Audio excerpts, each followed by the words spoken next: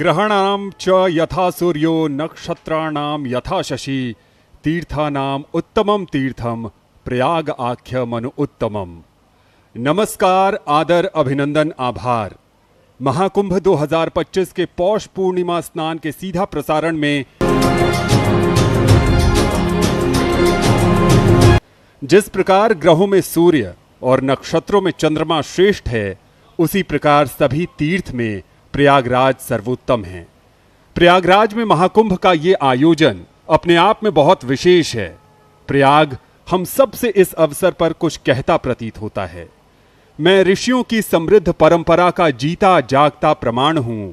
मैं धर्म हूं, सुकर्म हूं। मैं विष भी हूं, पीयूष भी। मैं कुंभ हूं, कलश भी हूं। प्रयाग का मैं गर्व हूं। न जाति का न वर्ग का मैं भेद हूं, बस चिर एकता का चित्र हूं। जो भर गया तो पाप हूं, छलक गया तो अमृत हूं। मैं रीति रिवाज की जीती जागती मिसाल हूं।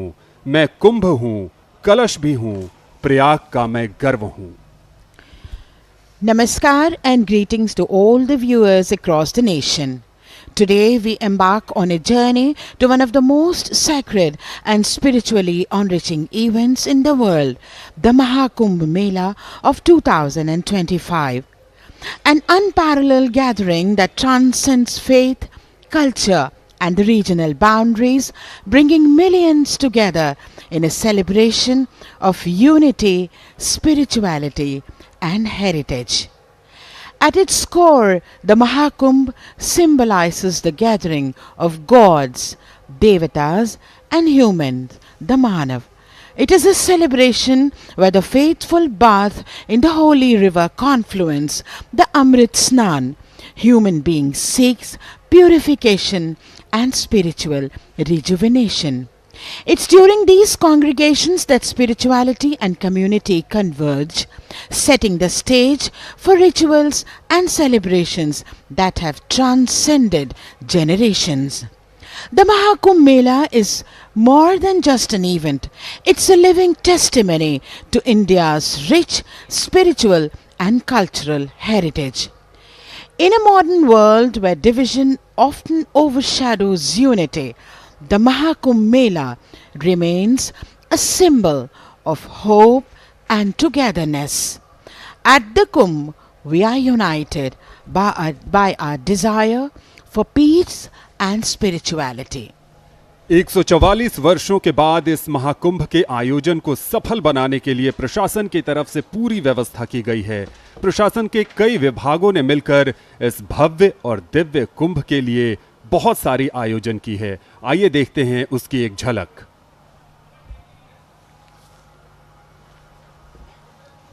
शिव शिव शंभु शंभु है, महाकुंभ है, महाकुंभ है, महाकुंभ है, महाकुंभ है।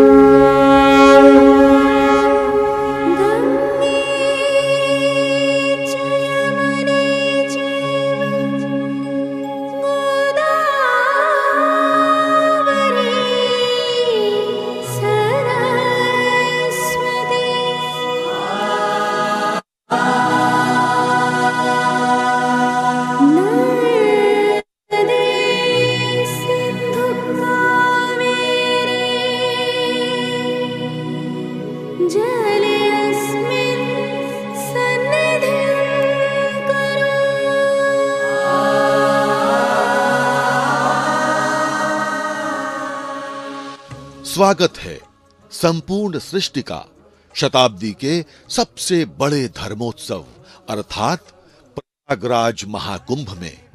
आमंत्रण है त्रिलोक के सभी देवी देवताओं का। त्रिवेणी तट की पावन पुण्य धरा पर पधार भक्तों पर आशीष वर्षा करने के लिए। उद्घोष है सनातन धर्म का विश्व बंधुत्व और विश्व कल्याण के लिए। हम सब तैयार हैं भूतो न भविष्यति को चरितार्थ करने वाले महा आयोजन महाकुंभ 2025 के वंदन अभिनंदन के लिए, जिसका वाक्यांश है सनातन गर्व कुंभ पर्व। महाकुंभ पर्व 2025 सनातन गर्व के लिए दसों दिशाओं में श्री वृद्धि का मार्ग प्रशस्त करे, इसके प्रबंध चहुं ओर युद्ध स्तर पर किए जा रहे हैं। इस दिव्य आयोजन को वैश्विक भव्यता प्रदान करने के लिए प्रत्येक विभाग पूरे समर्पण भाव से जुटा हुआ है। लाखों कर्मयोगी रात दिन एक कर रहे हैं। 50 करोड़ से अधिक आगंतुकों के स्वागत के लिए तीर्थ नगरी प्रयागराज सज संवर कर तैयार हो रही है। वो चाहे नगर के विशिष्ट स्थान हो, आवागमन के साधन रेलवे स्टेशन और बस स्टेशन हो, या फिर मेला क्षेत्र के मठ मंदिर, सब श्रद्धालुओं की आवभगत को आतुर दिखाई पड़ रहे हैं। सर्व स्वीकार्यता सनातन धर्म की विशेषता है। क्या देशी क्या विदेशी, बिना किसी भेदभाव के महाकुंभ मेला क्षेत्र सभी के लिए बाहें पसार तैयार खड़ा है।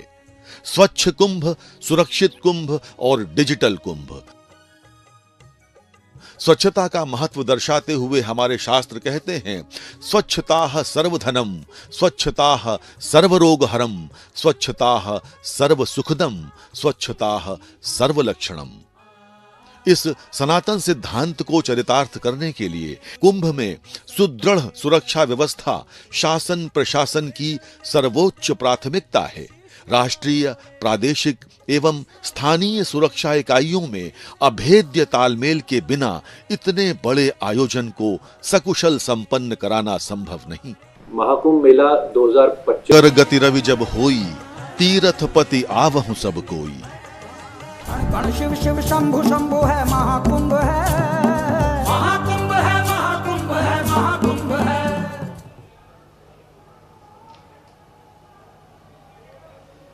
भारत सरकार, उत्तर प्रदेश शासन और प्रयागराज प्रशासन सहित विभिन्न विभागों की अथक मेहनत, नवाचार और संकल्प शक्ति का परिणाम है कि आज पौष पूर्णिमा के पर्व स्नान के साथ शुभ शुरुआत हो चुकी है महाकुंभ की। ये सजीव दृश्य है सनातन धर्म के गौरवशाली महापर्व महाकुंभ के दिव्य और भव्य आयोजन के। ये त्रिवेणी संगम की पवित्र भूमि है, जहां गंगा, यमुना और अदृश्य सरस्वती का मिलन होता है। इस महाकुंभ में संगम स्नान का महत्व असीम है। संगम स्नान न केवल पापों से मुक्ति का प्रतीक है, बल्कि यह आत्मिक शुद्धि और मनुष्य के जीवन में सकारात्मक ऊर्जा का संचार करता है। यह विशाल जन सैलाब जो आपके टेलीविजन स्क्रीन्स पर आप देख पा रहे हैं, ये संगम का पावन तट, जहां गंगा, यमुना और अदृश्य सरस्वती का मिलन होता है। देवी सुरेश्वरी भगति गंगे, त्रिभुवन तारिणी तरल तरंगे, शंकर मौली विहारिणी विमले, मम मस्ति रास्ताम तव पद कमले। त्रिवेणी संगम, जहाँ गंगा, यमुना और सरस्वती मिलती है, आत्मिक उत्थान और मोक्ष की प्राप्ति का प्रमुख स्थल है। यहाँ स्नान करना पवित्रता और शांति का अनुभव कराता है। यह केवल एक भौगोलिक स्थल नहीं, बल्कि हमारी सनातन परंपरा की अमर सांस्कृतिक धरोहर है। गोस्वामी जी तीर्थराज की संपन्नता के बारे में बताते हैं, चारी पदारथ भरा भंडारू, पुण्य प्रदेश देश अति चारू। अर्थात यह ऐसा पुण्य प्रदेश है जो चारों पुरुषार्थों धर्म, अर्थ, काम और मोक्ष से परिपूर्ण है। यहाँ पदार्थ का अर्थ पुरुषार्थ है। पद्म पुराण के मुताबिक जो धर्मात्मा प्रयाग, पुष्कर और कुरुक्षेत्र में स्नान करता है, वह परम धाम को प्राप्त करता है। गरुड़ पुराण में कहा गया है कि हजारों अग्निष्टोम और सैकड़ों वाजपेय यज्ञ भी कुंभ स्नान के 16वें भाग के बराबर नहीं है। अग्नि पुराण के मुताबिक कुंभ में स्नान करने से व्यक्ति को पापों से मुक्ति मिलती है और वह शुभ कर्मों की ओर अग्रसर होता है। क्या बच्चे, क्या वयस्क और क्या वृद्धजन, सब के सब आज पवित्र डुबकी लगाने हेतु लालायित है। मन में उत्साह है, श्रद्धा है। काशी, कैलाश, कुरुक्षेत्र और पुष्कर के साथ हिंदुओं के लिए सबसे पवित्र स्थानों में से एक है तीर्थराज प्रयागराज। और इसी तीर्थराज प्रयाग में आज के पर्व स्नान से शंखनाद हो चुका है महाकुंभ का। मौसम की अगर बात करें, कल बारिश हुई, मौसम सर्द है, लेकिन आस्था और श्रद्धा तनिक भी कम नहीं है। Very true, Mayank. Very good morning to you.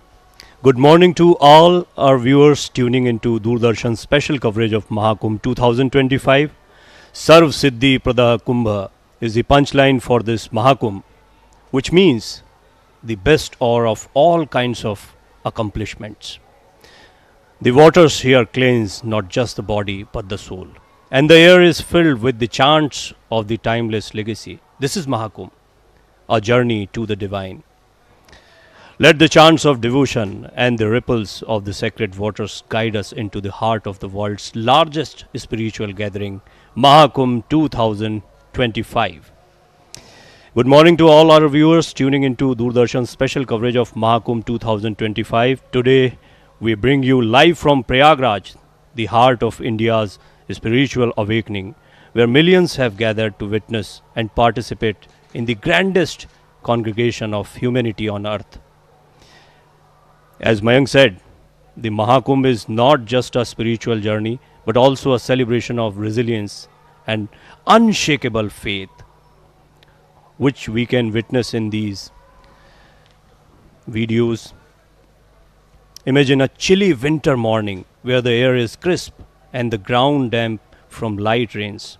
Despite these challenging conditions, millions of pilgrims wrapped in shawls and mufflers, including me, Mayank and all our team, make their way to holy Sangam in Prayagraj, also known as Tirthraj, the meeting point of the Ganga, Yamuna and mystical or invisible Saraswati rivers.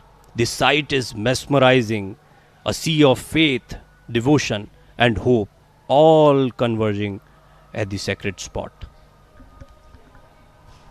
जी हाँ, माघ माह में जब गुरु मेष या वृषभ राशि में होता है और सूर्य और नवचंद्र मकर राशि में, तब प्रयाग में कुंभ का आयोजन होता है। और अब की बार का कुंभ तो जैसे कि हमारी सहयोगी साथियों ने भी बताया कि अपने आप में विशेष है, क्योंकि 144 वर्षों के बाद ये पूर्ण महाकुंभ का आयोजन किया जा रहा है। कल यानी मकर संक्रांति पर राजसी स्नान, अमृत स्नान भी होगा। प्रयागराज करोड़ों की तादाद में श्रद्धालु पहुंच रहे हैं और उनके स्वागत हेतु कई तोरण द्वार बनाए गए हैं। महाकुंभ नगर में श्रद्धालुओं को मनोहारी दृश्य दिखाई दे रहे हैं। यहाँ की पौराणिकता आने वाले श्रद्धालुओं को दिव्यता से भर दे रही है। मेला क्षेत्र में एंट्री करते ही 14 रत्न आपका स्वागत करने के लिए तत्पर दिखाई दे रहे हैं। हर श्रद्धालु, हर भक्त जो आज संगम के तट पर पहुंचा है, मानो मन में यही कामना लेकर पहुंचा है कि मोक्ष प्राप्ति हो। यही कामना लेकर पहुंचा है कि न सिर्फ शारीरिक मैल धुल जाए, बल्कि आत्मा की शुद्धि हो। और जो जोश, जो उत्सुकता, जो हर्ष और उल्लास भक्तों के चेहरे से दिखाई पड़ रहा है, हर कोई गंगा माता का जय घोष कर रहा है, कोई यमुना मैया का जय घोष कर रहा है। अपने सामान सिर पर रखकर, अपनी समस्त व्यवस्थाओं को अपने साथ लेकर, धर्म ध्वजा लहराते हुए, धर्म का जय घोष करते हुए लाखों की तादाद में आज भक्त और श्रद्धालु प्रयागराज में संगम के तट पर पहुंच रहे हैं। प्रयागराज प्रशासन की अगर बात करें, उत्तर प्रदेश शासन और भारत सरकार के समस्त विभाग, जिसमें हम यानी दूरदर्शन का नेटवर्क भी शामिल है, सभी के सभी तत्पर हैं भक्त और श्रद्धालुओं को समस्त सुविधा प्रदान करने के लिए।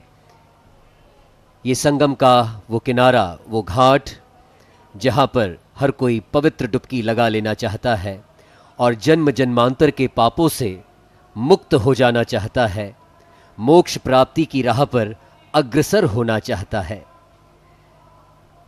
लाखों की तादाद में श्रद्धालु आज यहां पर्व स्नान हेतु पहुंचे हैं और कल होने वाले राजसी स्नान अमृत स्नान में करोड़ों की तादाद में श्रद्धालुओं के शामिल होने का अनुमान जताया जा रहा है।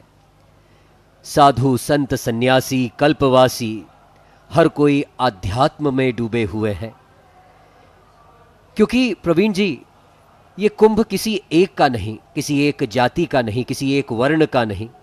यहां तो समस्त जाति वर्ण आश्रम सन्यास सब एक साथ है और माना यह जा रहा है कि कुंभ किसके लिए आयोजित किया जाता है।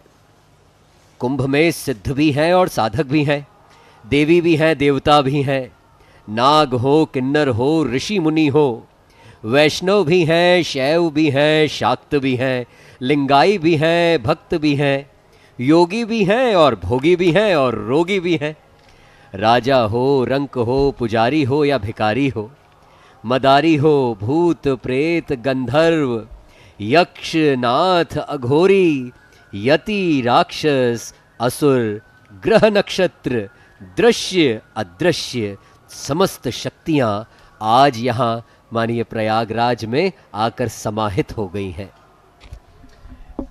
Mayank, you raised a very important point. Actually, Pradhan Mantri Shri Narendra Modi also echoed the same thing.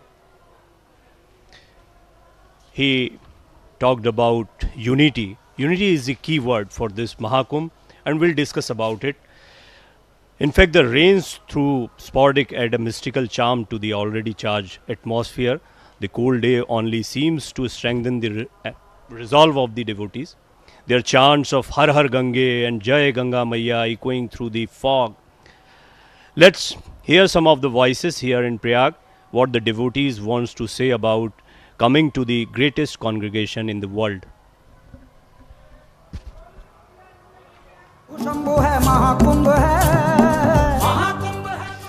So devotees are charged and excited to take a dip in the holy confluence of Ganga, Yamuna and mystical Saraswati. Mahakumbh is not just a festival. It's a symbol of India's spiritual and cultural heritage. This tradition, which dates back thousands of years, is mentioned in ancient texts like the Vedas and Puranas. According to mythology, the Mahakumbh originated from the churning of the ocean Samudra Manthan, when drops of the divine nectar of immortality fell at four places: Prayagraj, Haridwar, Ujjain and Nasik. It's at these places that the Kumbh Mela is celebrated, with Prayagraj hosting the most significant and grandest gathering, the Mahakumbh, every 12 years. And Mahakumbh 2025 is here, which we are witnessing right now. Bharat मात्र एक भूगोल नहीं है, यह एक दर्शन है, एक दृष्टिकोण है और एक विचारधारा है। हमारी सभ्यता वसुधैव कुटुंबकम के सिद्धांत पर आधारित है, जहां हम न केवल मनुष्यों को बल्कि पशु पक्षियों और प्रकृति को भी अपना परिवार मानते हैं। और महाकुंभ इस दर्शन का प्रतीक है जो संपूर्ण मानवता को एक सूत्र में पिरोने का काम करता है। और आज ये उदाहरण, ये परिणाम, ये सजीव दृश्य जो आप तक पहुंचाए जा रहे हैं, प्रयागराज में संगम के तट पर पवित्र डुबकी लगाने हेतु, पौष माह की शुक्ल पक्ष की पूर्णिमा के पर्व स्नान हेतु लाखों की तादाद में श्रद्धालु पहुंच रहे हैं। महाकुंभ मेले की अगर बात करें तो प्रयागराज में माघ के महीने में महाकुंभ मेले का आयोजन किया जा रहा है। साथ ही चैत्र माह में जब गुरु कुंभ राशि में और सूर्य मेष राशि में होते हैं, तब हरिद्वार में कुंभ का मेला आयोजित किया जाता है। भाद्रपद के महीने में सूर्य और गुरु जब दोनों सिंह राशि में या सूर्य, चंद्रमा और गुरु तीनों अमावस्या को कर्क राशि में होते हैं, तब नासिक में कुंभ का आयोजन होता है। साथ ही जब चैत्र माह में गुरु सिंह राशि में और सूर्य मेष राशि में होते हैं, तब मध्य प्रदेश के उज्जैन में कुंभ मेले का आयोजन होता है। इस वक्त प्रयागराज में ये संगम का तट, जहां समूची व्यवस्था की गई है स्नान हेतु, देश ही नहीं अखिल विश्व के कोने कोने से आज प्रयागराज में लाखों की तादाद में श्रद्धालु पहुंच रहे हैं। उन्हें किसी बात की कमी महसूस ना हो, उन्हें किसी अव्यवस्था का सामना ना करना पड़े, इस उद्देश्य से समूचा प्रबंध किया गया है स्नान का, दान का, पुण्य लाभ अर्जित करने का। ये वो प्रयागराज है जिसकी रक्षा उत्तर से ब्रह्मा करते हैं। ये वही प्रयागराज है जिसकी रक्षा वेणी माधव के रूप में विष्णु करते हैं। साथ ही बरगद के रूप में शिव प्रयागराज की रक्षा करते हैं। इंद्र भी हमेशा प्रयागराज की रक्षा करते हैं और इसी कारण इसे इंद्र क्षेत्र के नाम से भी जाना जाता है। यही प्रयागराज की महानता है, जहां स्नान करने से मनुष्य को मुक्ति मिलती है। Mayank, you beautifully explained the importance of Mahakumbh. But let me come to the same point of unity. Pradhan Mantri Shri Narendra Modi gave a call for unity and for this Mahakumbh. Brotherhood in the country is very important. He urged people to annihilate the feeling of division and hatred in the society. He hailed the Mahakumbh 2025 as a unique scene of unity in diversity, which you were talking about. Joining me, my colleague Uma, he hailed the spiritual festival as a manifestation of India's diversity, where there is no discrimination against anyone and everyone is treated equally. This is what PM Shri Narendra Modi said. Yes, Uma. Thank you, Praveen. It's a pleasure to join you. अमृत स्नान करने के लिए बहुत बहुत दूर दूर से लोग यहाँ आए हैं और सबसे अच्छी बात यह है, यहाँ किसी ने किसी को निमंत्रण नहीं दिया, वे स्वयं आए हैं। ये आस्था का महाकुंभ है, भव्य और दिव्य कुंभ है। ये दिव्यता हमारे देश का गौरव है। यहाँ कण कण में शंकर है, हर एक चीज़ की जिसमें प्राण है उसकी पूजा की जाती है। अगर हम बात करें, आप देखें लोगों का हुजूम है। कुंभ और महाकुंभ में जो लोग अमृत स्नान करने आते हैं, अमृत स्नान वो समय होता है जब विभिन्न धर्मगुरु और साधु संत संगठित होकर पवित्र जल में स्नान करते हैं। अमृत स्नान का आयोजन कुंभ मेले के सबसे पवित्र दिन किया जाता है, जो प्रवीण जी आज भी है और कल भी होगा। ये हम सभी का सौभाग्य है कि हम सब इस समय के साक्षी होने जा रहे हैं। जब ग्रह नक्षत्रों की स्थिति अत्यंत शुभ होती है, ये स्नान कहा जाता है कि पापों को धोता है। बहुत से इसके साइंटिफिक तत्व भी हैं। वैज्ञानिक रूप से भी हम ये कहते हैं कि सब यहाँ पर सबसे ज़्यादा शक्ति जो महसूस किया जाता है, उस समय को भी पवित्र स्नान का नाम दिया गया है। Let me tell the viewers that Uma has covered so many such big festivals and big events. So she has a vast experience of covering all these events. Like I guess Ujjain was covered by you and many other places. So how different is this Mahakumbh? I mean, Mahakumbh 2025 is the biggest event of the world. So let us just give a differentiation how different it is from other events. Praveen जी, ये महाकुंभ है और भारत में, जैसा कि सभी को पता है, कुंभ भारत में हर 12 वर्ष में आयोजित होने वाला एक विशाल धार्मिक मेला है। ये मेला 4 पवित्र स्थानों में हरिद्वार, प्रयागराज, नासिक और उज्जैन में मनाया जाता है। इस मेले में भाग लेने वालों को पवित्र जल में स्नान करने का अवसर मिलता है। कुंभ का मतलब हम सब जानते ही हैं, कलश है। कलश और अमृत तत्व हमारी आत्मा से संबंध रखता है। अमृत मंथन यानी हमारी आत्मा का मंथन, प्यूरिफिकेशन जिसको कहा गया है, ये अमृत कलश समृद्ध मंथन की कथा से जुड़ा हुआ है। प्रवीण जी, जैसा आपने अभी कहा, इस संयोग को विशेष रूप से शुभ और दिव्य माना जाता है। हर 144 साल में एक दुर्लभ खगोलीय घटना होती है जो कुंभ मेले को विशिष्ट बनाकर महाकुंभ बना देती है। हिंदू ज्योतिषी गणनाओं में 12 वर्ष और 144 वर्ष के चक्र का महत्व बताया गया है। 12 साल के चक्र में एक सामान्य कुंभ मेला कहा जाता है और 12 कुंभ मेले के बाद एक महाकुंभ आता है। ये सचमुच ऐतिहासिक है। शास्त्रों में कहा गया है कि महाकुंभ में स्नान और पूजा करने से कई गुना अधिक पुण्य की प्राप्ति होती है। इसमें देवताओं और ऋषियों द्वारा भी इन्होंने बहुत ही आध्यात्मिक माना है इसको, और अत्यधिक पवित्र भी माना है। ये माना जाता है प्रवीण जी कि हर 144 वर्ष में अमृत कलश से विशेष ऊर्जा या दिव्यता पृथ्वी पर उतरती है, जिससे ये मेला और भी अधिक पवित्र हो जाता है। Yes, and we were talking about what Pradhan Mantri Shri Narendra Modi said.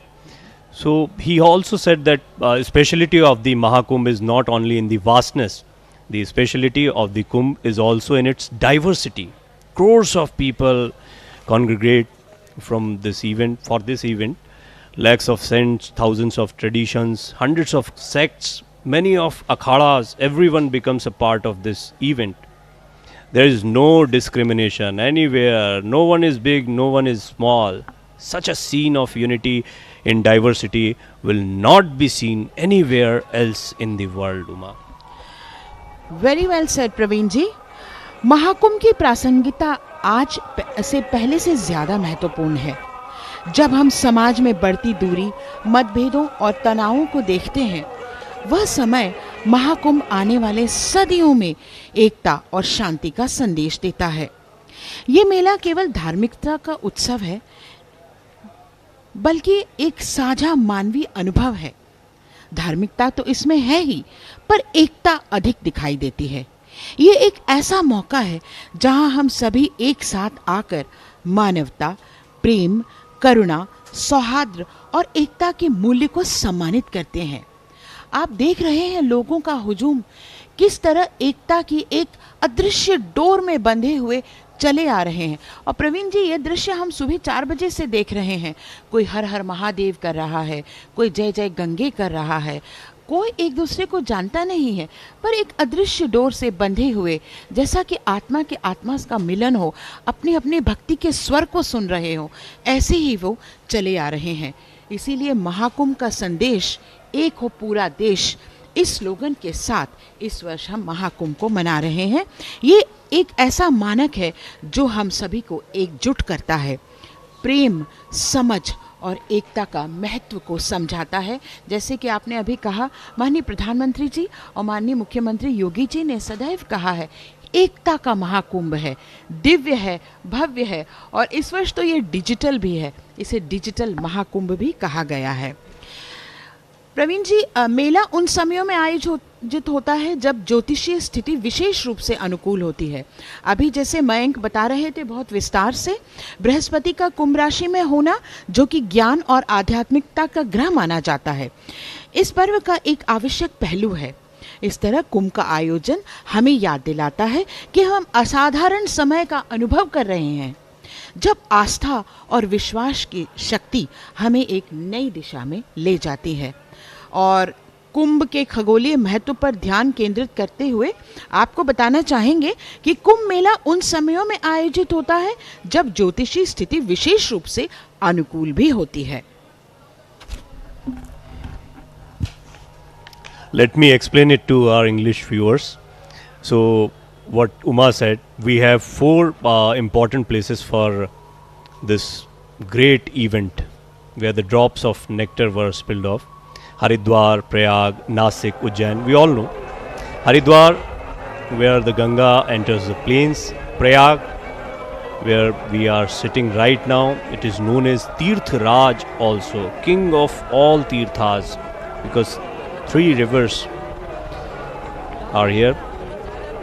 Triveni Sangam, Nasik on the Godavari river in Maharashtra and Ujjain on the Shipra river in Madhya Pradesh. You were talking about the zodiac signs. So Haridwar, where river is Ganga, Jupiter in Aquarius, Sun in Aries. Chaitra in Hindi calendar, which comes around March and April. Prayag, where Mahakumbh 2025 is going on. Ganga, Yamuna and invisible Saraswati are rivers. Jupiter in Aries, Sun and Moon in Capricorn, or Jupiter in Taurus and Sun in Capricorn. This is zodiac. Magh, that is January, February, this time which we are discussing right now.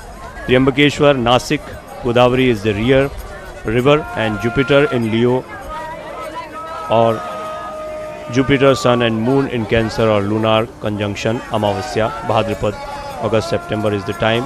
So is with Ujjain, Shipra, Vaishak, April, May is the time where we witness this great event. Now, devotees are charged and excited to take a dip in the holy confluence of Ganga, Yamuna and mystical Saraswati. Mahakumbh is not just a festival, it is a symbol of India's spiritual and cultural heritage. This tradition, which dates back thousands of years, is mentioned in ancient texts like the Vedas and Puranas.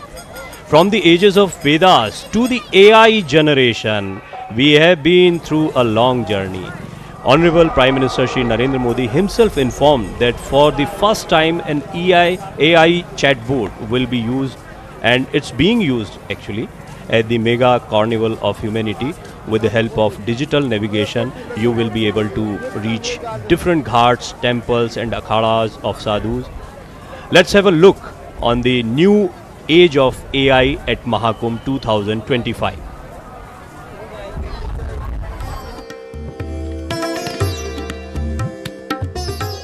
Prayagraj Mahakumbh 2025 में श्रद्धालुओं को सभी प्रकार की सुविधाएं देने के लिए माननीय मुख्यमंत्री योगी आदित्यनाथ जी की सरकार काम कर रही है। इसी क्रम में श्रद्धालुओं की सुविधा हेतु पहली बार कुंभ सहायक नाम का चैटबॉट विकसित किया जा रहा है। इस चैटबॉट पर महाकुंभ का इतिहास, परंपराएं, साधु संतों की जानकारी, अखाड़े, स्नान तिथियां, रास्ते, पार्किंग, रुकने के स्थानों तथा भोजनालय जैसे निरंतर आस्था की डुबकी यहाँ पर जारी है। इस कुंभ में सनातन परंपरा में नदियों को शक्ति स्वरूपा माना जाता है। नदियां पुण्यकारी हैं। नदियों को मातृ स्वरूपा मानकर उनके प्रति सेवा की भावना रही है। दिगंबर वेश धारण किए या फिर किसी भी वेश में यहाँ पर जो लोग आते हैं वो आस्था की डुबकी लगाते हैं। भारत की ज्ञान की खोज की अत्यंत गहरी और बहुआयामी परंपरा रही है, चाहे भौतिक हो या आध्यात्मिक, सामाजिक हो या सांस्कृतिक। जीवन के हर आयाम में इस ज्ञान दृष्टि ने समाधान खोजे हैं। कुंभ मेला इसी ज्ञान परंपरा के संवर्धन का अनुपम आयोजन है।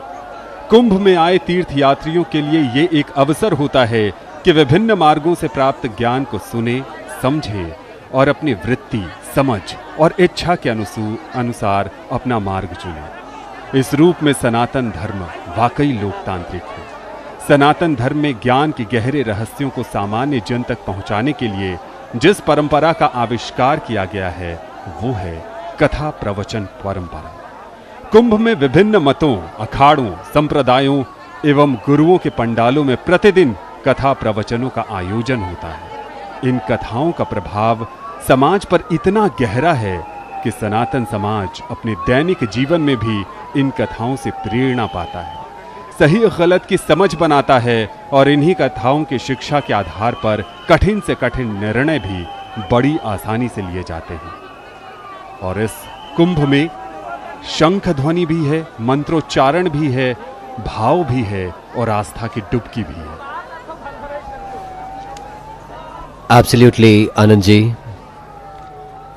Spirituality, dharma, and cosmic energy flowing in Prayagraj today. The city of Prayagraj is among the largest cities of Uttar Pradesh, and situated at the confluence of three rivers, Ganga, Yamuna and the invisible Saraswati. The meeting point known as Triveni and is specially sacred to Hindus. The earliest settlements of the Aryans were established in this city, then known as Prayag. Its sanctity is manifest by references to it in Purans, Ramayana and Mahabharata. According to Hindu mythology, Lord Brahma, the creator god of the Trinity, chose a land on earth, that is Prayag, to perform Prakrishta Yajna at the beginning of the creation, and he also referred to it as Tirthraj, or the king of all pilgrimage centers. As per the writings of Padma Puran, as the sun is amongst the moon and the moon amongst the stars, likewise Prayag is best amongst all places of pilgrimage. The bathing at Prayag is mentioned in Brahma Puran in the month of Magh at the bank of Ganga Yamuna. In Prayag bestows results of millions and millions of Ashwamedh Yajna. Prayag is also the birthplace of Som, Varun and Prajapati. Prayag has been associated with mythological personalities in Vedic and Buddhist literatures as well. And today Prayag is witnessing the largest congregation of people at the confluence of Ganga, Yamuna and Saraswati. The tilak, the symbol of dharma, the symbol of spirituality, the symbol of oneness, and lakhs of pilgrims taking holy dip in the Sangam, and the Aarti going on, everyone excited, everyone enlightened, happy faces, everyone awaiting their chance, their turn to take one holy dip in the Sangam. ऐसा प्रतीत होता है कि शहर में कुंभ है और कुंभ में शहर। कुंभ मेला भारतीय संस्कृति का जीवंत दर्शन है, एक ऐसा प्रवाह जिसमें सांस्कृतिक भारत की समस्त धाराएं समाहित हो जाती हैं, समरस हो जाती हैं। एक समागम सूक्ष्म से विराट का, भक्ति से ज्ञान का, जिज्ञासा से समाधान का, नर से नारायण का। मानव इतिहास का सबसे विशाल समागम स्वस्फूर्त, स्वनियंत्रित और स्वचालित, ये है कुंभ। कुंभ मेला सनातन धर्म की मौलिक व्याख्या है, एक उत्सव चेतना के विस्तार का, एक महायज्ञ जीव और जगत के कल्याण का। ये त्रिवेणी के आसपास का इलाका है जहां अब भी धुंध है, लेकिन मन में कोई धुंध नहीं है। मन बिल्कुल साफ है और मन में एक जोश है, उमंग है, उत्साह है कि हम 144 वर्षों के बाद आस्था के इस सबसे बड़े समागम का साक्षी बनने त्रिवेणी तट पर मौजूद है। हर सनातन धर्मावलंबी कम से कम एक बार तो यहाँ आना ही चाहता है और वो अपने समस्त कर्मों का लेखा जोखा अर्पण कर समस्त पापों का नाश कर लेना चाहता है, उनके चंगुल से निकलकर फिर से शास्त्र सम्मत जीवन निर्वहन करना चाहता है। गंगा जी और यमुना जी यहाँ मिलकर त्याग, समर्पण और विशालता का परचम लहराती हैं। वहीं अदृश्य सरस्वती प्रकांड विद्वानों के श्रीमुख से निकलने वाले वेद वाक्यों, ऋचाओं, मंत्रों के रूप में ज्ञान का आवरण इस पूरे क्षेत्र में फैलाती है। 12 और कुंभ का भी विशेष संयोग है। 12 का अंक और कुंभ महापर्व का एक दूसरे से अत्यंत गहरा संबंध है। हर शुभ कार्य के लिए बृहस्पति का सहायक होना जरूरी है। ज्योतिष की गणना के अनुसार पूरा ब्रह्मांड 12 राशियों में विभाजित है। जन्म कुंडली में भी 12 भाव यानी 12 भाव अथवा 12 घर व्यक्ति के भाग्य और उसके साथ शुभ होने का आकलन करते हैं। सूर्य 12 राशियों में चक्कर 12 महीने में और बृहस्पति एक राशि को लगभग 12 महीने में पूरा करते हैं। 12 राशि, 12 भाव, 12 लग्न, 12 तिलक, 12 आदित्य, 12 ज्योतिर्लिंग, 12 गणपति और भागवत महापुराण के 12 स्कंद हैं। हिंदी, अंग्रेजी और मुस्लिम महीने भी 12 ही हैं। कुंभ के साथ साथ 12 अंक का रहस्य धार्मिक कार्यों और मंत्रों में समाहित है।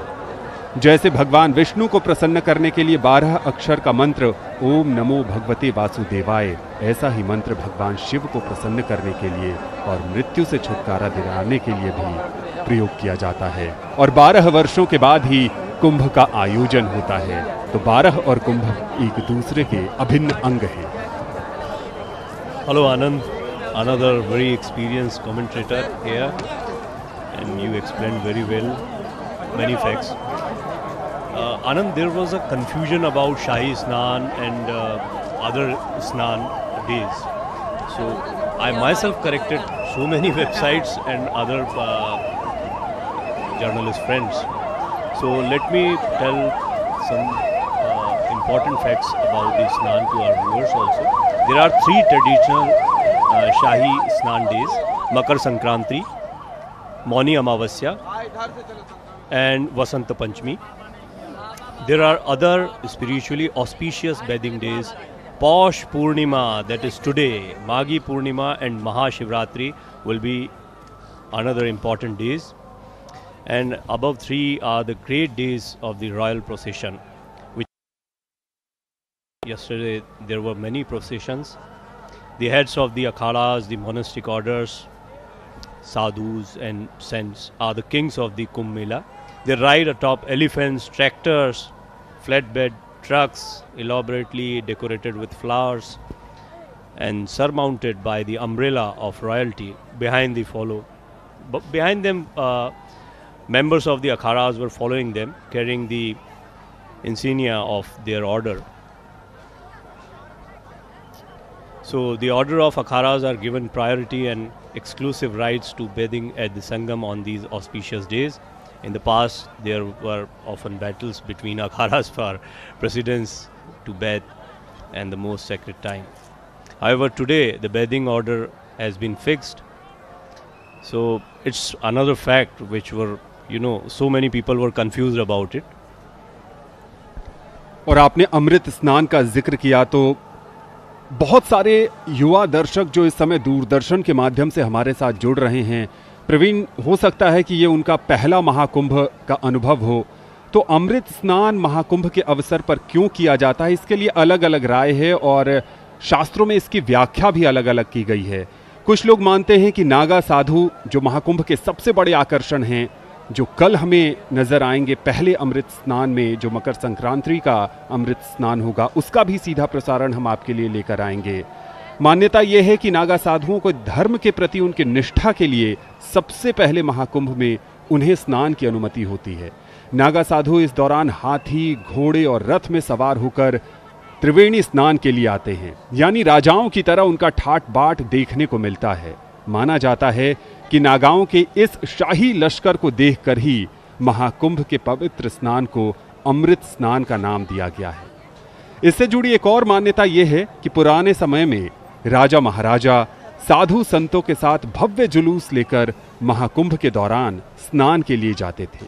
तब से ही महाकुंभ की कुछ विशेष तिथियों पर होने वाले स्नान को अमृत स्नान कहा जाने लगा। इसे लेकर एक और मान्यता है।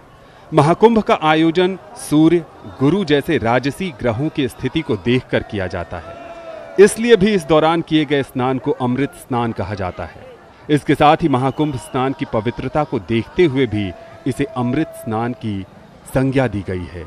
अमृत स्नान यानी वो स्नान जिसको करने से मन की अशुद्धियां दूर हो जाती हैं, पाप धुल जाते हैं और व्यक्ति का आध्यात्मिक उत्थान होता है।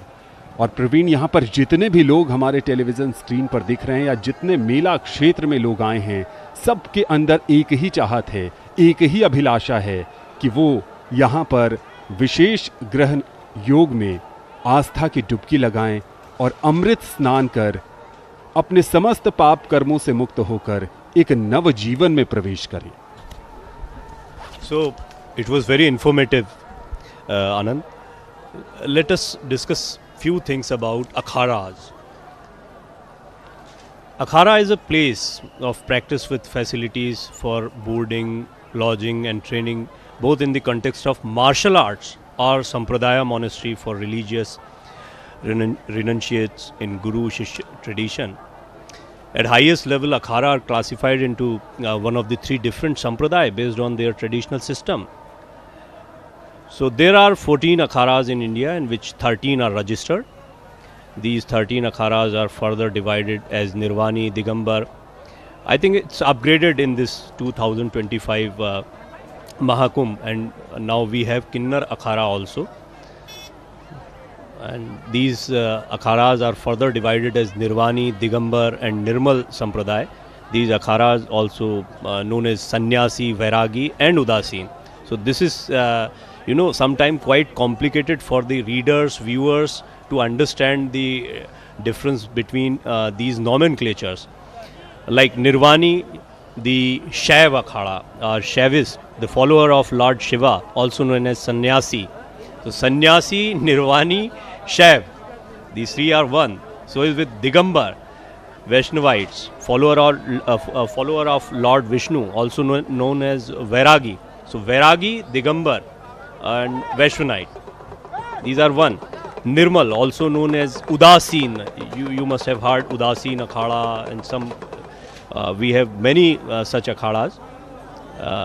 These are the followers of multiple gods. So Nirvani are Shri Panchayati Akhada, Mahanirvani, Shri Panch Atal Akhada, Shri Panchayati Akhada, Nirjani, Taponidhi, Shri Anand Akhada, Panchayati, Shri Panchadashnam Juna Akhada, Shri Panchadashnam Ahvan Akhada, Shri Panchadashnam Panchagni Akhada. And when we talk about Vairagi, Vaishnav Akhadas, Shri Digambarni Akhada, Shri Nirvani Akhada, Shri Nirmohi Akhada are the prominent Akhadas. So is with Udasin Sampradaya, Shri Panchayati Bada Udasin, Shri Panchayati Akhada Naya Udasin, Shri Nirmal Panchayati Akhada, and as I told you, Kinnar Akhada is a new Akhada.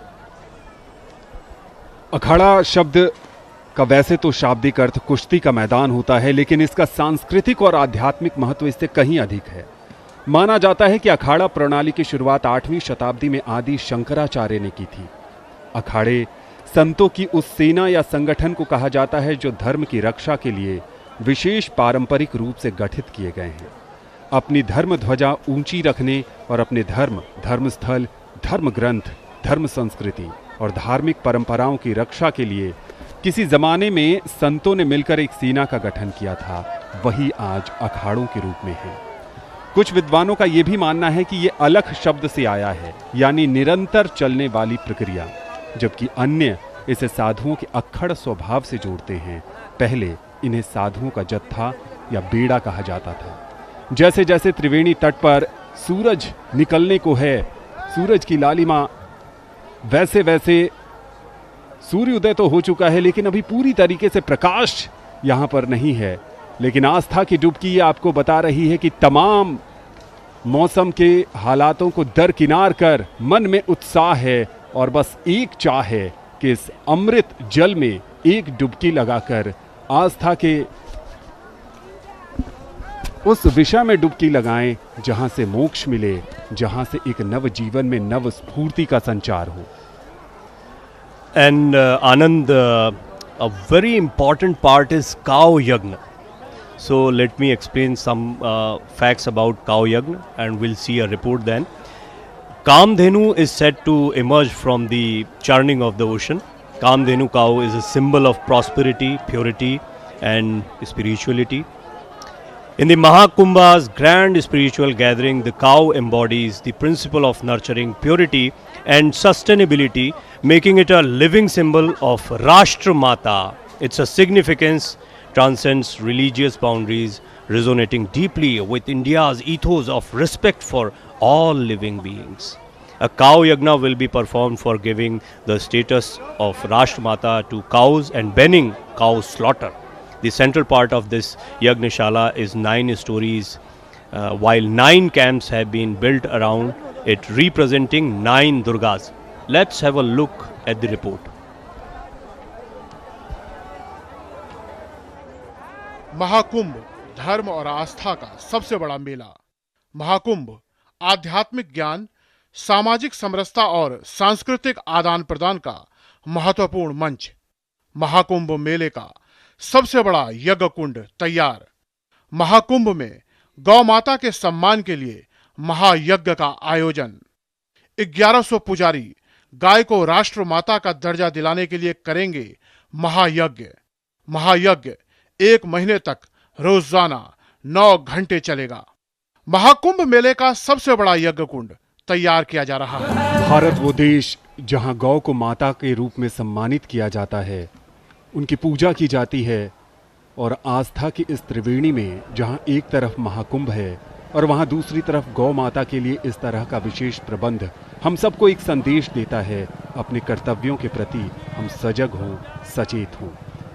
एक ऐसा देश जहां मनुष्य के कर्मों से ही उसका जीवन परिभाषित होता है। पाप और पुण्य को समेटे इस पावन भूमि में आने वाला एक एक व्यक्ति मात्र मोक्ष रूपी अमृत की आशा, आस्था और विश्वास के साथ यहाँ आ रहा है और त्रिवेणी धारा में डुबकी लगाकर सब कुछ यहीं छोड़कर खाली होकर लौटता है, जीवन में पुनः ऊर्जावान होकर काम करने के लिए। ये मेले, ये आयोजन भारतीय संस्कृति का भिन्न अंग हैं। इस तरह के आयोजन वर्षों से पल रही हमारी मन की गांठों को खोलते तो हैं ही, साथ ही पुनः ऊर्जा से भरकर जीवन जीने के लिए हमें तैयार भी करते हैं। ये एक स्वप्न, एक प्रकाश पुंज की तरह जीवन और मृत्यु के रहस्यों को खोलते हुए जीवन का सकारात्मक सहज प्रभाव ही हमारी संस्कृति के उत्कर्ष का कारण है।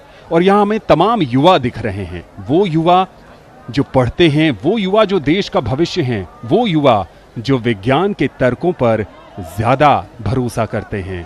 और उमा कहते हैं कि विज्ञान के तर्क जहां समाप्त होते हैं, आस्था वहीं से शुरू होती है। और इस महाकुंभ में एक तरफ तो आस्था है, लेकिन दूसरी तरफ इसका वैज्ञानिक प्रमाण भी है।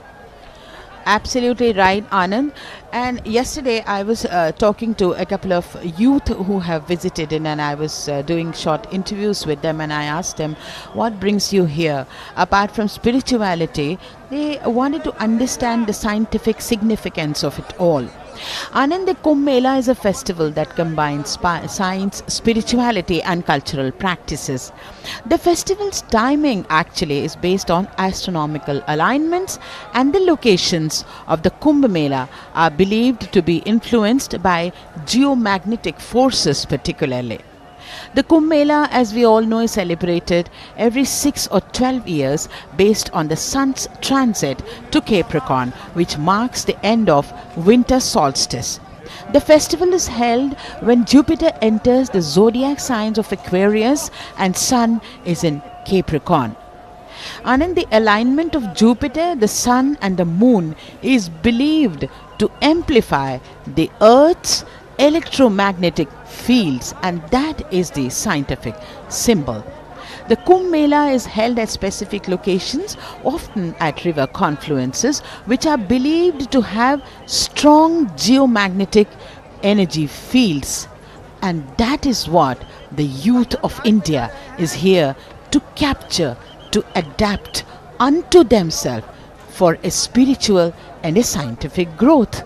The centrifugal force created by the Earth's spin is believed to be particularly strong at 11 degrees latitude, which is why some people believe that energies shoot straight up at this point in time. So we would like to call all the youth and ask them to come and take the dip of elixir and to enjoy the spirituality mixed with science. And above all, Anand, Mahakumbh this year 2025 is said to be a unique confluence of spirituality and sustainability also, with a special emphasis on making the event not just clean but also green. Over lakh plant that have been planted across Prayagraj, including the sprawling fairgrounds, transforming the city into a vibrant hub of greenery. For the first time, visitors will witness a green Mahakumbh, and I could see many of the foreign visitors rejoicing this. I spoke to a couple from the United Kingdom.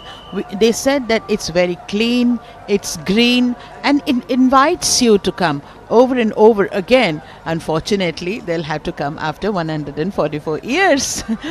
So, Uttar Pradesh government has taken a long-term approach, Anand, to ensure the protection of these plants, green plants, even after the festival concludes. So, they have been planted in abundance. And in addition, intensive plantation drive has been carried along 18 major roads around Prayagraj leading to the city, with 50,000 saplings of native species such as Kadamba, Neem and Amaltas adorning both sides of the road. And that is Mahakumbh 2022 for the citizens of the country, young, old, every size, every shape, because this is the festival of unity. In all its manifestations, the Mahakumbh transcends mere rituals and becomes a power symbol of unity. It fortifies the bonds that connect us as a nation, echoing the profound truth that we are stronger together. Anand? जी बिल्कुल, आपने प्रकृति की बात की, green कुंभ की बात की, स्वच्छता की बात की, चूंकि यहाँ स्वच्छता का विशेष ध्यान रखा जा रहा है। उम्र सारे बंधनों से परे है। यहाँ पर आस्था की एक डुबकी की चाह में सर पर गठरी है, पांव थक जरूर रहे हैं उम्र के कारण, लेकिन जोश युवाओं जैसा है। सब यही चाहते हैं कि इस महाकुंभ के अद्वितीय संयोग का वो साक्षी बने और त्रिवेणी की इस अनुपम जलधारा में एक डुबकी लगाएं। कुंभ का आयोजन प्रकृति की एक खास अवस्था का पर्व भी है। वेदों में प्रकृति को ही देवता कहा गया है। प्रकृति के उपहारों का हम सब उपयोग करते हुए स्वयं को प्रकृति का ही अंग स्वीकार करते हैं। ज्ञान, विज्ञान, मानवता ही मनुष्यता की परिभाषा निर्मित करते हैं। हमारे देश में होने वाले इस तरह के पर्व, मेले, आयोजन ये सिखाते हैं कि साथ साथ मिलकर चलते रहना ही हमारी संस्कृति का मूल मंत्र भी है और संदेश भी। सह अस्तित्व का यह सिद्धांत प्रकृति से ही आया है। हम सब एक साथ चलें, एक साथ बोलें, हमारे मन एक हों। प्राचीन समय में देवताओं का ऐसा आचरण रहा है, इसलिए वंदनीय है। प्राकृतिक नियमों का पालन करते हुए समाज को एक साथ लेकर चलना चाहिए और कुंभ यही संदेश देता है। क्योंकि यहाँ भारत के अलग अलग हिस्सों से लोग आए हैं, कोई गांव से आया है, कोई शहर से आया है, कोई कस्बे से आया है, कोई देश विदेश से आया है, लेकिन सब एक साथ यहाँ पर बिना किसी वैचारिक मतभेद के, बिना किसी जातिगत मतभेद के, न कोई अमीरी देखता है, न कोई गरीबी देखता है। बस जो मार्ग उन्हें बताया गया है उस तय मार्ग से आगे जाते हुए सभी त्रिवेणी में जाकर डुबकी लगाते हैं। ये सामाजिक समरसता का संदेश भी देता है। ये एकजुट करने का भी बहुत बड़ा मंच है। और उमा, ये एक लघु भारत है जहां भारत के अलग अलग हिस्सों के दर्शन होते हैं। ये एक भारत श्रेष्ठ भारत का भी अनुपम उदाहरण है, क्योंकि अलग अलग राज्यों के लोग जब एक साथ आते हैं, एक विषय को लेकर जुड़ते हैं, तो उनमें चर्चाएं भी होती हैं, एक दूसरे की संस्कृति को वो समझते भी हैं, साझी संस्कृति का आदान प्रदान भी होता है, और फिर एक भारत श्रेष्ठ भारत सही मायनों में इस महाकुंभ में, इस दिव्य कुंभ में चरितार्थ होता भी नजर आता है। Certainly, very well said, Anand. In all its manifestations, the Mahakumbh transcends mere rituals and becomes a powerful symbol of unity.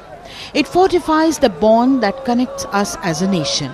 At this confluence of rivers and cultures, our shared values emerge cleaner and ever.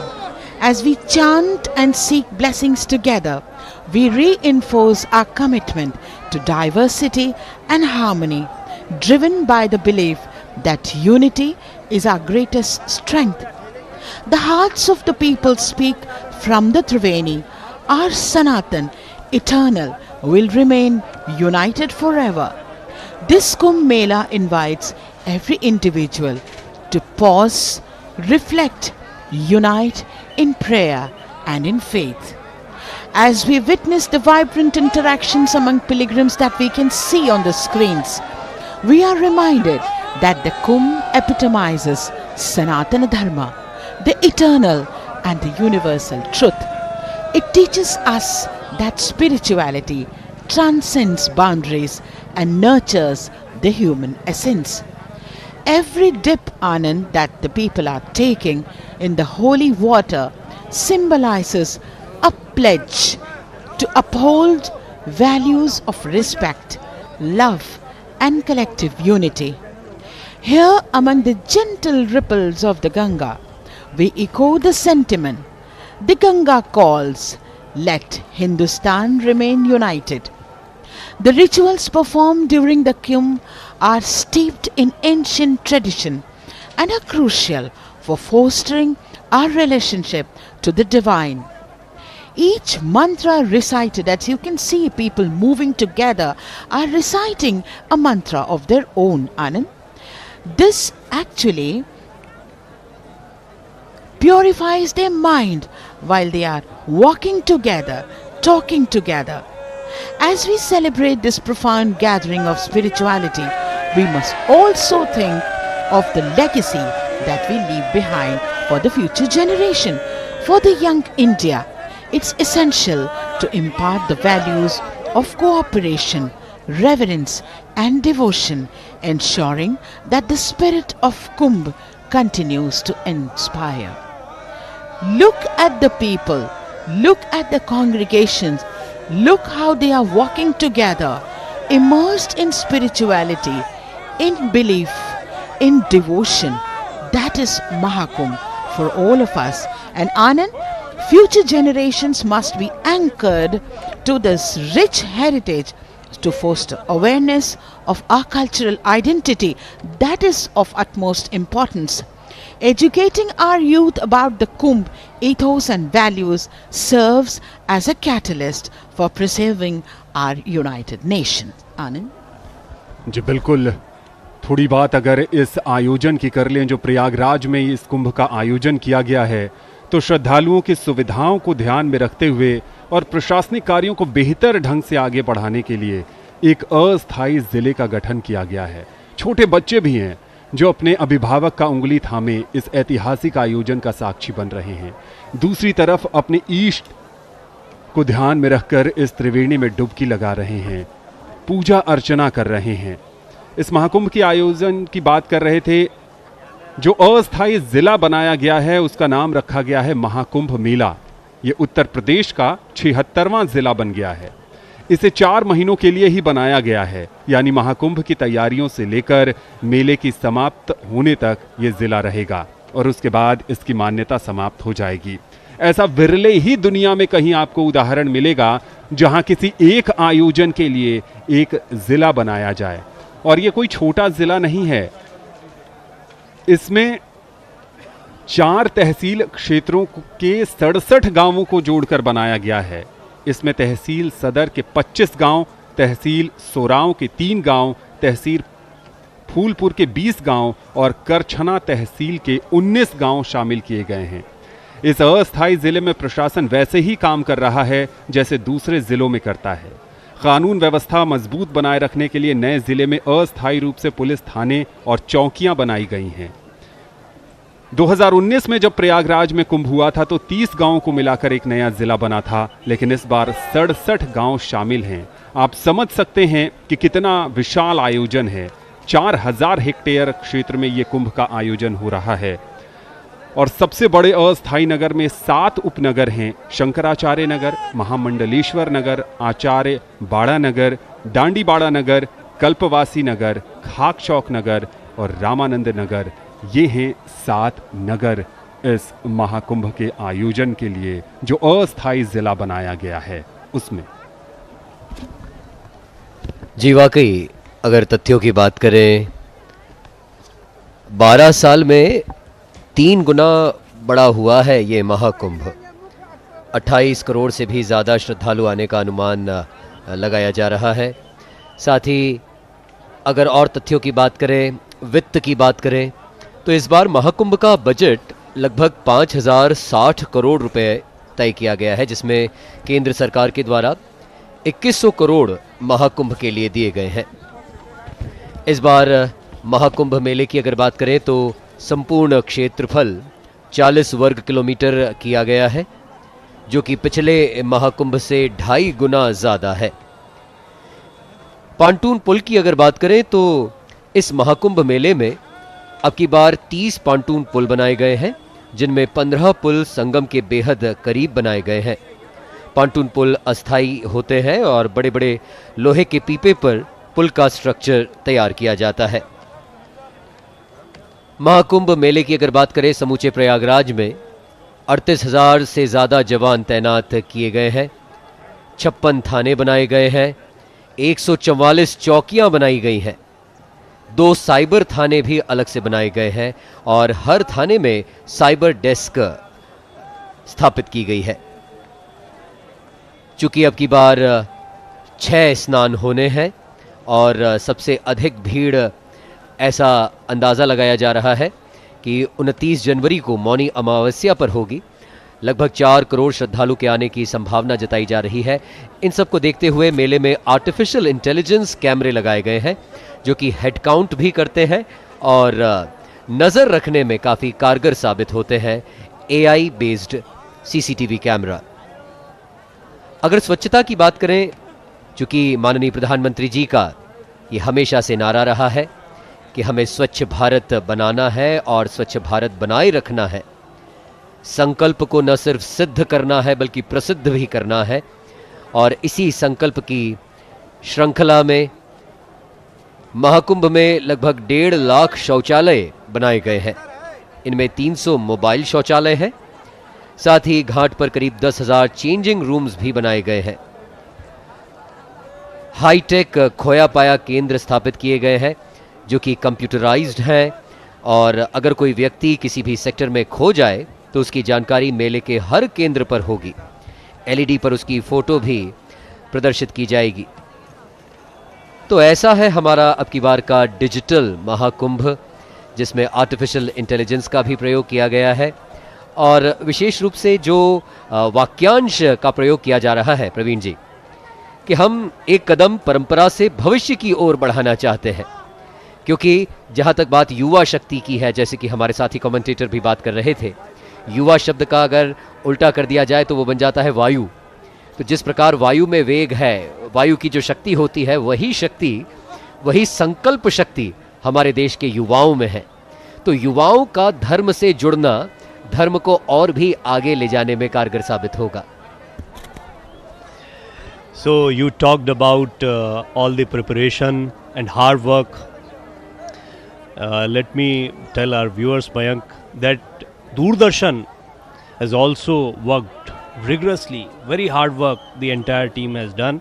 You are watching Doordarshan and this live coverage on our YouTube channels also. This year Mahakumbh 2025 is a blend of ancient tradition and modern management with advanced technology. The event is being live streamed to millions of the people in the world by Doordarshan, and you can continuously watch it on our YouTube channels also.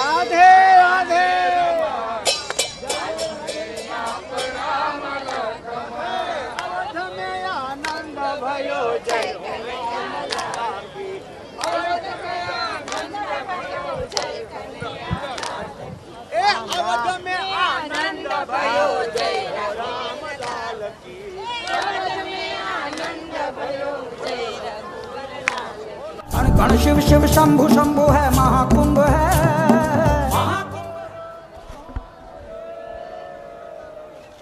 So the Mahakumbh 2025 in Prayagraj is the largest religious gathering in the world, attracting millions of pilgrims, saints, spiritual seekers and visitors across the globe.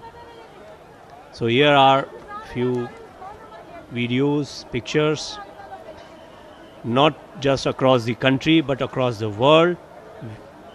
Visitors and spiritual seekers are coming to Prayagraj to witness the biggest and largest event on the earth, Mahakumbh 2025.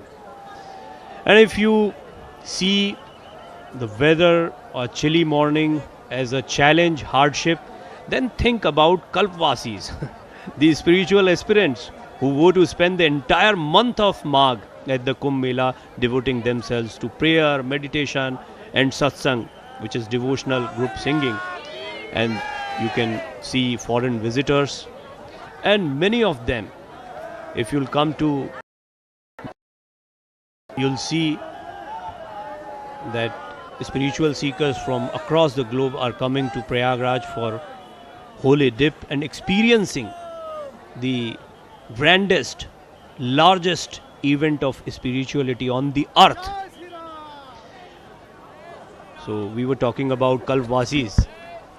They temporarily leave their families, stay in fragile tents with no heating, follow the oath of self-denial, abstain from enjoying worldly pleasures, eat non-spicy vegetarian food once a day, and try to live a strict life of renunciation and devotion.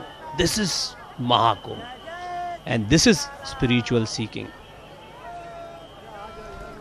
बिल्कुल प्रवीण जी, और ये अब मानना होगा समूचे विश्व को कि अब पश्चिम भी पूर्व के ही गुणगान गा रहा है।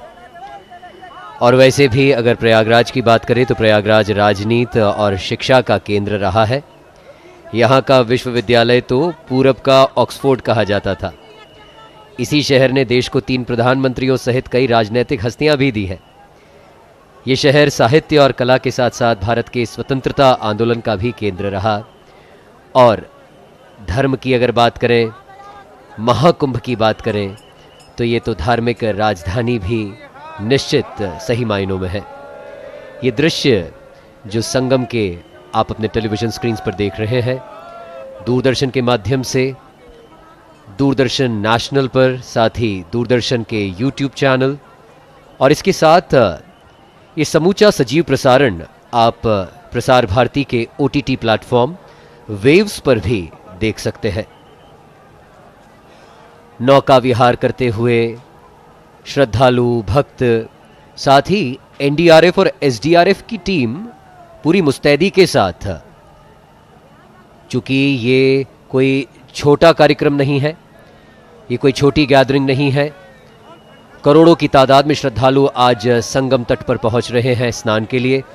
और कल जो अमृत स्नान होगा, जो राजसी स्नान होगा मकर संक्रांति का, आज से भी कई गुना ज़्यादा संख्या में श्रद्धालु संगम तट पर पहुंचेंगे डुबकी लगाने के लिए। तो समूची व्यवस्था संभाले हुए हैं NDRF और SDRF के जवान। प्रयागराज की बात करें तो देखिए झूमते हुए श्रद्धालु, क्योंकि निश्चित तौर पर जो हर्ष उल्लास और जो प्रसन्नता का भाव है, जो मन मस्तिष्क में उनके आज जो विचार चल रहे होंगे, क्योंकि 144 वर्षों के बाद ये पूर्ण महाकुंभ हुआ है। धर्म ध्वजा लहराते हुए श्रद्धालुओं के जत्थे पहुंच रहे हैं गंगा यमुना सरस्वती के इस संगम तट पर। और जो कोई श्रद्धालु प्रयागराज आता है प्रवीण जी, आमतौर पर देखा गया है कि संगम तट पर तो जाते ही हैं, स्नान तो करते ही हैं। प्रयागराज में कई अन्य पर्यटन स्थल भी हैं, जिसमें अगर शंकर विमान मंडपम की बात करें, वेणी माधव मंदिर की बात करें, संकट मोचन हनुमान जी, ललिता देवी मंदिर, आनंद भवन सहित कई यहाँ पर पर्यटन स्थल भी हैं, जहाँ पर अगर श्रद्धालु आते हैं महाकुंभ में हिस्सा लेने के लिए, स्नान करने के लिए, पवित्र डुबकी लगाने के लिए, तो ऐसी मान्यता है कि लेटे हुए हनुमान जी के दर्शन किए बगैर जो पुण्य फल की प्राप्ति है वो नहीं हो पाती या अधूरी रह जाती है। In fact, now we can devote ourselves to Akshay Vat also, which wasn't possible for anybody, and nobody have seen. I mean, so many devotees haven't seen Akshay Vat for a long time. Now everybody can go there and see the Akshay Vat, Kalp Vraksh, and yes, of course, lete hue Hanuman ji or Bade Hanuman ji, also known as Bade Hanuman ji. The Hanuman Mandir near the Sangam is one of the oldest and most famous temples in Prayagraj. And while I was talking about Akshay Vat, it's located inside the Allahabad Fort. The Akshay Vat is revered symbol of immortality. So while the Kalpvasis, we were discussing about Kalpvasis, and pilgrims of the Kumbh renounce personal comforts for a few weeks. The hundreds of thousands of ascetics who throng the Kumbh Mela not only renounce personal comforts but also personal property. What is your experience? I mean, have you witnessed it before, or can you compare it with some other events you have seen? वाकई ये जो आपने कल्पवास की बात की, ये सही मायनों में कल्पवास का अर्थ ही है आध्यात्म में डूब जाना। कल्पवासी जितने भी अखिल विश्व से आज प्रयागराज पहुँचे हैं, या जो अलग अलग स्थानों पर कुंभ मेले का आयोजन होता है, नासिक की बात करें, हरिद्वार की बात करें, उज्जैन में जब कुंभ मेला लगता है, तो उद्देश्य होता है त्यागियों की तरह रहना। जीवन यापन करना है, आहार विचार शुद्ध हो, व्रत करें, जप तप करें, व्यसनों से दूर रहें, क्योंकि अंतरात्मा का शुद्धिकरण ये परम लक्ष्य होना चाहिए। क्योंकि जब तक हम मन के मैल को नहीं धोएंगे, जब तक आत्मा का शुद्धिकरण नहीं होगा, तब तक कितने ही पुण्य कर्म कर लें, कितने ही दान कर लें, अंतरात्मा का शुद्धिकरण परम लक्ष्य है। 12 वर्षों में ये महाकुंभ का मेला आयोजित किया जाता है, और जैसा कि हम बार बार बता रहे हैं कि ये 144 वर्ष के बाद पूर्ण महाकुंभ आयोजित किया जा रहा है। 12 वर्षों की महत्व की अगर बात करें तो हमारे साथियों ने भी बताया कि 12 वर्षों में चूंकि बृहस्पति सूर्य की परिक्रमा पूर्ण कर लेते हैं, तो 12 वर्षों में महाकुंभ का आयोजन होता है।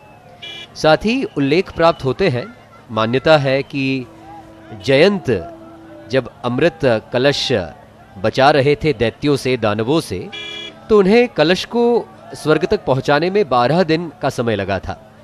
और ऐसी मान्यता है कि देवताओं का एक दिन हम मनुष्यों के 1 साल के बराबर होता है। तो ऐसे 12 दिन बराबर 12 वर्ष हो गए, और 12 वर्षों के उपरांत ये जो ज्योतिषीय खगोलीय घटना, जो परिस्थितियां और स्थितियां निर्मित होती हैं, जिसमें हम महाकुंभ का आयोजन कर पाते हैं और महाकुंभ मेले का आनंद ले पाते हैं। एक और मान्यता महाकुंभ को लेकर प्रचलित है। शिव पुराण की कोटि रुद्र संहिता में उल्लेख प्राप्त होता है कि गौतम ऋषि को जब गौहत्या का पाप चढ़ा, तो उन्हें कहा गया कि आपको गंगा स्नान करना होगा, और गंगा स्नान करने से ही गौहत्या के पाप से आप मुक्त हो पाएंगे। ऐसे में महर्षि गौतम ने गंगा माता से प्रार्थना की और उनसे अनुरोध किया कि हे गंगा मैया, आप स्वर्ग से धरती पर आइए।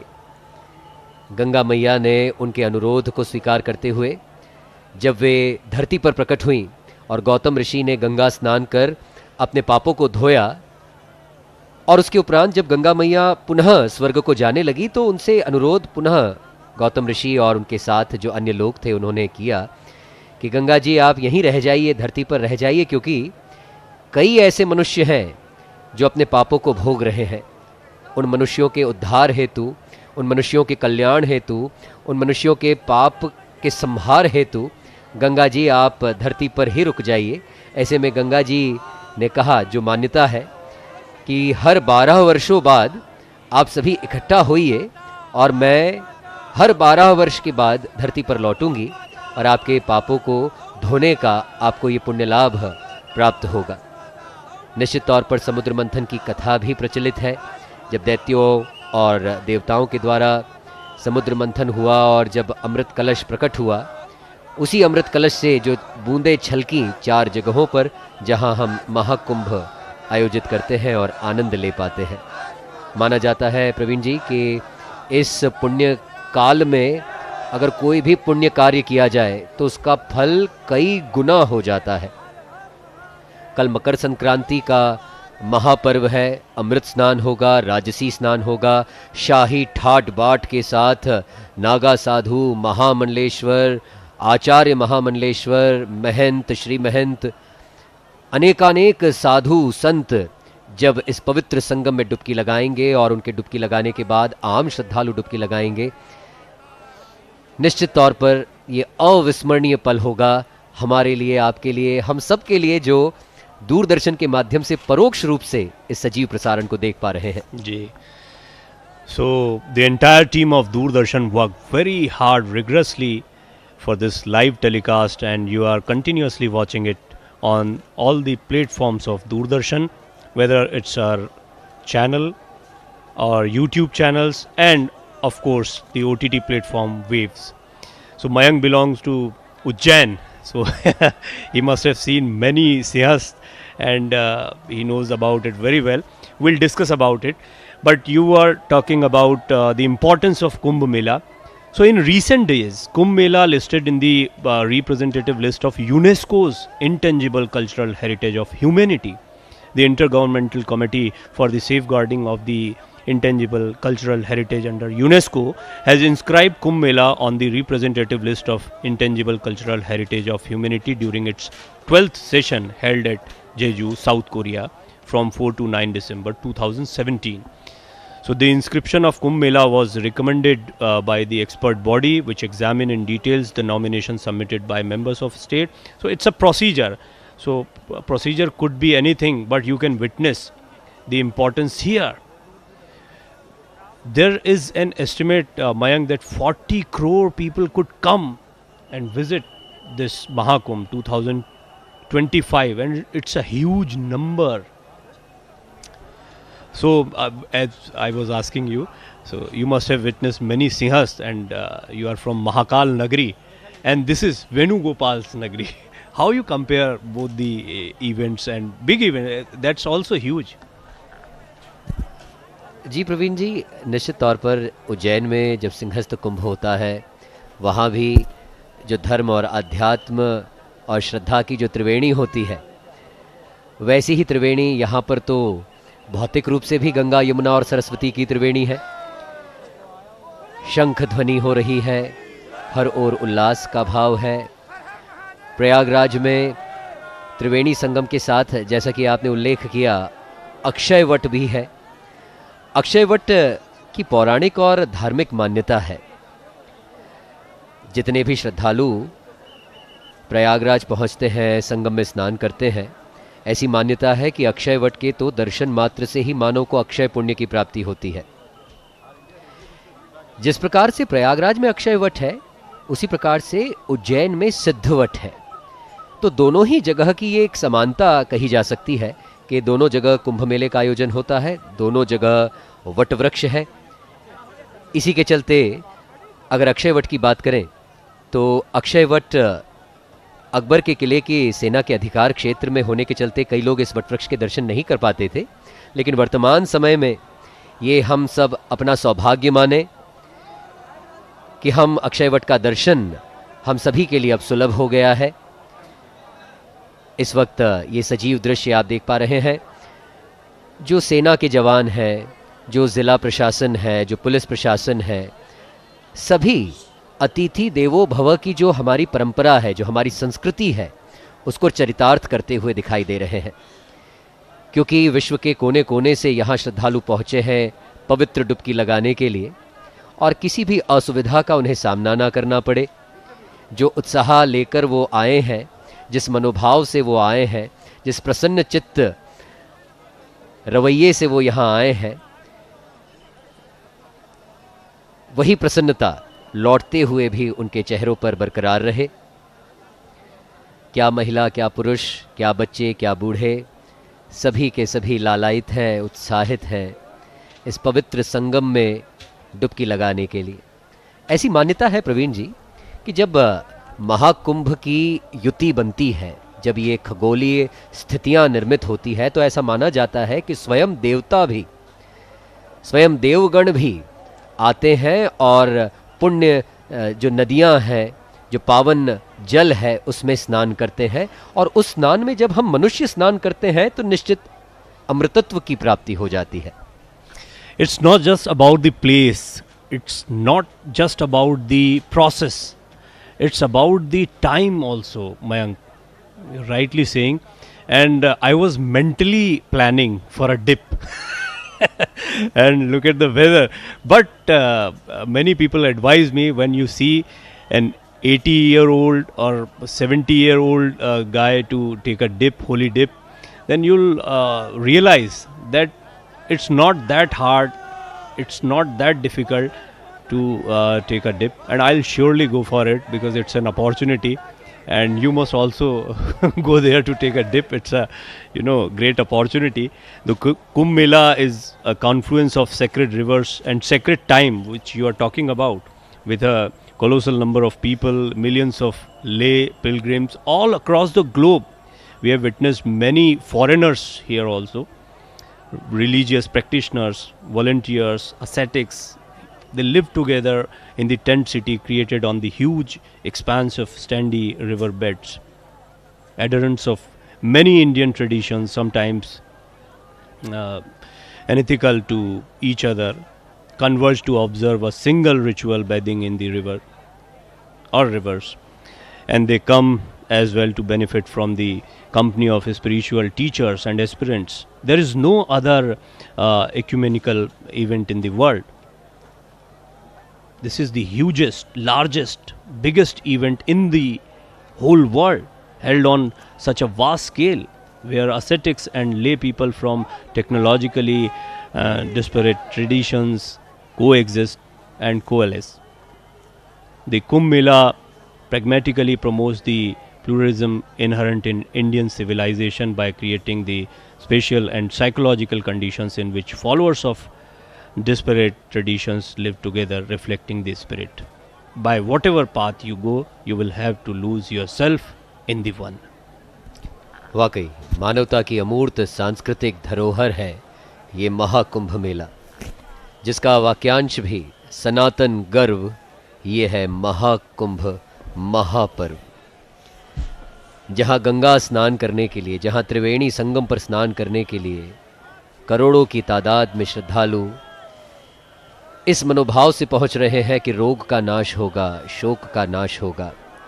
रोगम शोकम तापम पापम हर में भगवती कुमति कलापम त्रिभुवन सारे वसुधा हारे त्वमसी गतिर्मम खलु संसारे। ये कुंभ मेले की अगर बात करें भौतिक रूप से 5 क्षेत्रों में बटा है ये महाकुंभ नगर। पहला तिलियारगंज, जहां 5 सेक्टर्स हैं, सेक्टर क्रमांक 6 से सेक्टर क्रमांक 10। दूसरा क्षेत्र है झूसी, जहां सेक्टर क्रमांक 11 से लेकर 22 और सेक्टर 5 है। तीसरा क्षेत्र संगम क्षेत्र, जहां सेक्टर 3 और 4 स्थापित किए गए हैं। चौथा क्षेत्र परेड ग्राउंड, जहां सेक्टर 1 और सेक्टर 2 है। और अंतिम क्षेत्र है नैनी का अरेल, जहां सेक्टर 23, 24 और 25 स्थापित किए गए हैं। और इन सभी सेक्टर्स को जोड़ने के लिए 30 पुल बनाए गए हैं, 30 तोरण द्वार हैं, जहां से प्रवेश कर रहे हैं श्रद्धालु। वाकई इन श्रद्धालुओं की, इन भक्तों की भक्ति को, इनके समर्पण को नमन करते हैं हम, क्योंकि ये भी एक तपस्या है। ये समर्पण का भाव, ये भक्ति भाव, ये श्रद्धा भाव जो इन्हें अपने गुरुओं के सानिध्य तक खींच लाया है, जो इन भक्तों को तीर्थराज प्रयागराज तक खींच लाया है। कोई भौतिक अव्यवस्था महसूस नहीं होती। इस डिजिटल दौर में हर कोई अपने मोबाइल फ़ोन में छाया चित्र कैप्चर कर लेना चाहता है, इन दृश्यों को कैप्चर कर लेना चाहता है, क्योंकि अभी नहीं तो अब से 12 वर्षों के बाद ही ये दृश्य देखने को मिलेंगे। क्या लगता है आपको आनंद जी? 12 वर्षों के इंतजार के बाद जब कुंभ आता है तो हर कोई इसका साक्षी बनना चाहता है और डिजिटल दौर में यादें सहेजना चाहता है। उत्साह है, जश्न का माहौल है, क्योंकि आज से आगाज हुआ है 144 वर्षों के बाद आने वाले महाकुंभ का। कुंभ मेला शताब्दियों से अनवरत चली आ रही उस सांस्कृतिक यात्रा का पड़ाव है जिसमें नदियां हैं, कथाएं हैं, मिथक हैं, अनुष्ठान हैं, संस्कार हैं, सरोकार हैं और शामिल हैं हमारी अनगिनत आध्यात्मिक और सामाजिक चेतनाएं, जिनके बलबूते हम अपनी परंपराओं को बखूबी निभाते हुए अपनी बनावट को संजोते चले आए हैं। अथक प्रवाहमान इस यात्रा में नदियों की आवाजें भी शामिल हैं, जिन्हें सुनने स्वयं कुंभ आता है और कुंभ में शामिल होने का स्वप्न संजोए लाखों करोड़ों लोग भी आते हैं। और ये अरैल है, जिसे अलर्कपुरी भी कहा जाता है। ऐसी मान्यता है कि अलर्कपुरी काफी पुराने जमाने में धार्मिक आस्था का केंद्र हुआ करता था, और वहां के ये कुछ दृश्य हमने देखे जहां पर भी विशेष व्यवस्था दूरदर्शन की तरफ से की गई है, और वहां से लाइव विजुअल्स हम समय समय पर दिखाते रहते हैं। इस अद्भुत, अप्रतिम, अलौकिक यात्रा में शामिल होता है 12 वर्ष का इंतजार। पवित्र नदियों के पुण्य तट, नक्षत्रों की विशेष स्थिति, विशेष स्नान पर्वों की धमक, साधु संतों की जुटान, धर्म आकाश के सभी सितारे और उनका वैभव, कल्पवासियों की आकांक्षाएं, और देखते ही देखते दुनिया के सबसे बड़े अस्थायी नगर का बस जाना। 12 बरस के बाद आने वाले इस अपने हर पड़ाव पर यह यात्रा लोक उत्सव में बदल जाती है, जिसमें भारतीय संस्कृति कुलांचे भरती, अटखेलियां करती, पूरे विश्व को स्वयं में समाहित कर लेने की ताकत दिखा देती है। सच तो यह है कि इस लोकोत्सव में वसुधैव कुटुंबकम की भारतीय अवधारणा सहजता के साथ चरितार्थ होती है। समय जैसे जैसे आगे बढ़ता जा रहा है, वैसे वैसे बड़ी तादाद में श्रद्धालु, देश और विदेश से आए श्रद्धालु त्रिवेणी में आस्था की डुबकी लगा रहे हैं। कोई कहां से आया है, कहां जाएगा, कुछ पता नहीं। सबको गंगा मां ने बुलाया है, और उस अदृश्य बुलावे पर, अदृश्य आमंत्रण पर लाखों करोड़ लोग यहां पर आए हैं। कुछ गुरु से दीक्षा प्राप्त कर रहे हैं, तो कुछ सत्य की खोज और गुरु की खोज में भी इस महाकुंभ में आए हैं। और इन सब में एक बात जो बहुत विशेष है, किसी के भी चेहरे पर कोई शिकन नहीं है, कोई शिकायत का भाव नहीं है। और यही तो सही मायनों में कल्पवासियों की पहचान है, कि मन में किसी प्रकार की शिकायत का भाव ना हो। क्योंकि कुंभ मेला सिर्फ नदी में पवित्र स्नान के बारे में नहीं है, बल्कि अपनी आध्यात्मिक जड़ों से जुड़ने, आस्था को नवीनीकृत करने और मन की शांति पाने के बारे में भी है। कई हिंदुओं के लिए, कई सनातनियों के लिए कुंभ मेले में भाग लेना एक आजीवन सपना होता है, एक तीर्थ यात्रा जो वे अपनी आध्यात्मिक मान्यताओं की पुष्टि करने और आशीर्वाद प्राप्त करने के लिए करते हैं। ये उत्सव, ये त्योहार अनुष्ठानों, जुलूसों और आध्यात्मिक प्रवचनों को देखने का एक अनूठा अवसर भी प्रदान करता है। पिछले 1 माह में प्रयागराज साक्षी हुआ कई अखाड़ों की प्रवेशाई का। राजसी वैभव, राजसी ठाट बाट के साथ जब संतों का, साधुओं का, नागा साधुओं का प्रवेश प्रयागराज में हुआ, और समूचे मार्ग से, मुख्य मार्गों से होते हुए उनका जुलूस, उनकी प्रवेशाई गाजे बाजे के साथ, घोड़े, हाथी, ऊंट, समस्त वाद्य यंत्रों का वादन, और जब साधुओं का, संतों का जत्था छावनी पहुंचा, वाकई वो अवसर, वो दृश्य अविस्मरणीय रहे। महाकुंभ एक ऐसा समागम है जहां हिंदू संतों और गुरुओं की शिक्षाओं को लाखों अनुयायियों के साथ साझा किया जाता है। इसी के साथ यह आध्यात्मिक विरासत का अनुभव करने के लिए एक साथ आने का अवसर है। कुंभ मेला सिर्फ एक धार्मिक आयोजन नहीं, ये शांति, एकता और आध्यात्मिक जागृति का वैश्विक प्रतीक है।